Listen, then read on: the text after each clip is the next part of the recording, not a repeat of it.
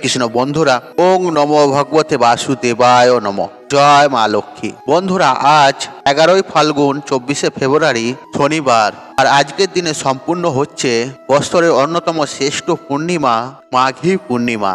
আর অনেকেই হয়তো আজকের দিনে এই মাঘী পূর্ণিমার ব্রত পালন করছেন। অনেকেই মা লক্ষ্মী ও শ্রী বিষ্ণুর উদ্দেশ্যে আজকের দিনে পূজা অর্চনা করছেন।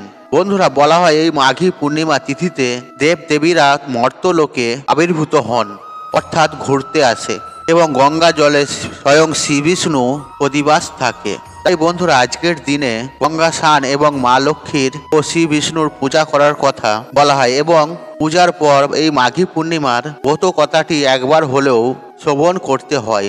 যদি কোনো কারণে আজকের দিনে আপনি ব্রত বা পূজা নাও রাখতে পারেন, কেবলমাত্র এই মাঘী পূর্ণিমার ব্রত কথাটি শ্রবণ করে মা লক্ষ্মী ও শ্রী বিষ্ণুর উদ্দেশ্যে একটি ঘিয়ের প্রদীপ প্রজ্বলিত করেন, আর তাতেও এই ব্রতের পূর্ণ ফল অনেক অংশে লাভ করা যায়। তাই আজ এই মাঘী পূর্ণিমার ব্রত কথাটি শ্রবণ করে একটি ঘিয়ের প্রদীপ অবশ্যই প্রচলিত করুন।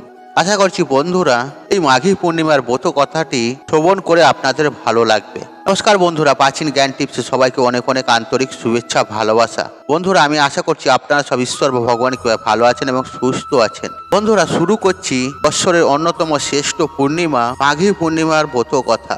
ওং নমো নারায়ণ নমঃ। জয় মা লক্ষ্মী। বহুকাল আগের কথা, কান্তিকা নগরে ধনেশ্বর নামে এক দরিদ্র ব্রাহ্মণ বাস করত। ভিক্ষা করেই তিনি জীবন চালাতেন। ব্রাহ্মণের স্ত্রীর কোনো সন্তান ছিল না। আর একজন ব্রাহ্মণী যখন ভিক্ষা করতে নগরে যান, তখন ব্রাহ্মণীকে বাজ বলে নগরবাসী ঠাট্টা ও বিদ্রূপ করে এবং তাকে ভিক্ষা দিতে অস্বীকার করে। আর এই ঘটনায় ব্রাহ্মণ এবং তার জীবনসাথী ব্রাহ্মণী গভীরভাবে শোকাবহ হন। আর এই ঘটনার কয়েকদিন পর এক সন্ত ব্যক্তি আর তাদেরকে পরামর্শ দেন 16 দিন ধরে মা কালীর পুজো করতে। ব্রাহ্মণ দম্পতি 16 দিন ধরে নিষ্ঠা ও ভক্তি সহকারে নিয়ম বিধি মেনে মা কালীর পুজো অর্চনা করলেন। ব্রাহ্মণ দম্পতির এই পূজায় মা কালী অত্যন্ত প্রসন্ন হলেন। আর 16 দিন পর মা কালী এই মাঘী পূর্ণিমার দিন ব্রাহ্মণ দম্পতির সামনে স্বয়ং প্রকট হলেন এবং তাদেরকে সন্তান প্রাপ্তির বর দিলেন, আর ব্রাহ্মণীকে গর্ভবতী হওয়ার আশীর্বাদ প্রদান করলেন।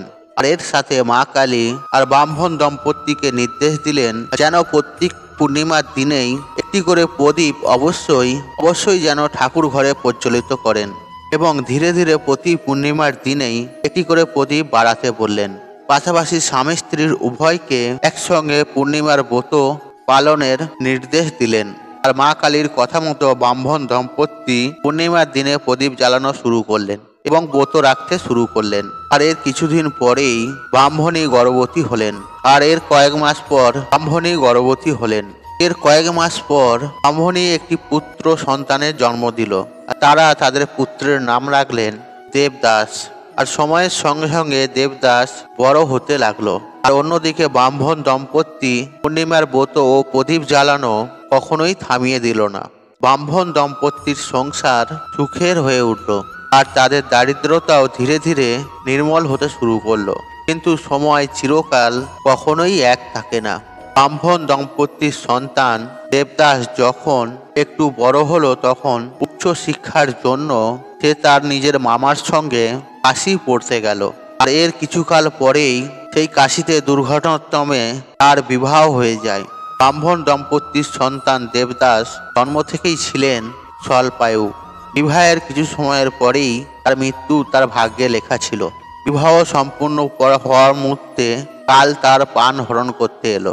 কিন্তু ঘটনাক্রমে সেই দিনটি ছিল মাঘী পূর্ণিমার দিন। আর ব্রাহ্মণ দম্পতি দীর্ঘকাল ধরে পূর্ণিমার ব্রত পালন করছিলেন। আর এই পূর্ণিমার ব্রত তারা বাদ রাখেনি। ব্রাহ্মণ দম্পতির এই ব্রতের পূর্ণ ফলের প্রভাবে কাল তার প্রাণ হরণ করতে পারল না। ফলে ব্রাহ্মণের পুত্র আবারও এই পূর্ণিমার দিন নবজীবন লাভ করল। আর এইভাবে পূর্ণিমার দিনে ব্রত পালনের মাধ্যমে ব্রাহ্মণ দম্পতি তাদের নিয়তিকে বদলাতে সক্ষম হলো।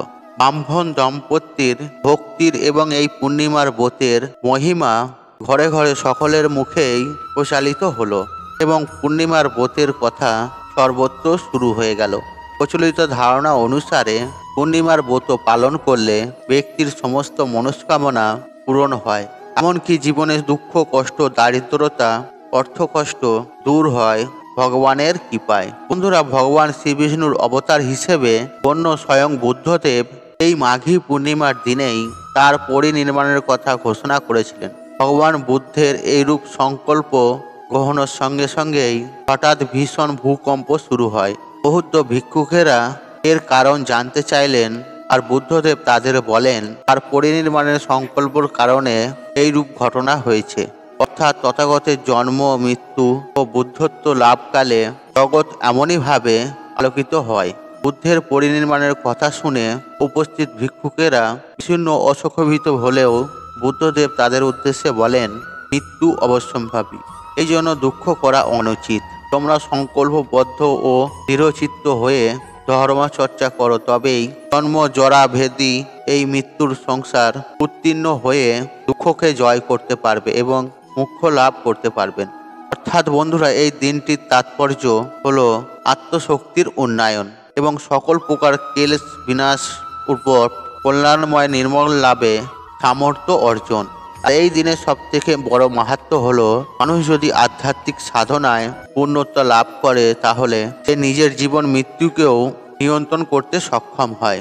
আশা করছি বন্ধুরা আপনাদের এই মাঘী পূর্ণিমার ব্রত কথাটি ভালো লেগেছে। তাহলে ভিডিওতে একটি লাইক করুন, একটি কমেন্ট করুন, একটি শেয়ার করুন, বন্ধু বান্ধব আত্মীয়জনদের সাথে শেয়ার অবশ্যই করুন। মনে রাখবেন, আপনার একটি শেয়ার অনেক মানুষকে উপকৃত করে তুলতে পারে। আপনি যদি আমার চ্যানেল নতুন হয়ে থাকেন তাহলে চ্যানেলটি সাবস্ক্রাইব করুন এবং পাশে থাকা নোটিফিকেশন অন রাখুন, কারণ এইরূপ নিত্য নতুন ভিডিও সবার আগে দেখার জন্য। ঈশ্বর আপনার মঙ্গল করুক, আপনি সুস্থ থাকুন, নিরোগ, আপনার দিন মঙ্গলময় হোক। হরে কৃষ্ণ কৃষ্ণ কৃষ্ণ হরে হরে।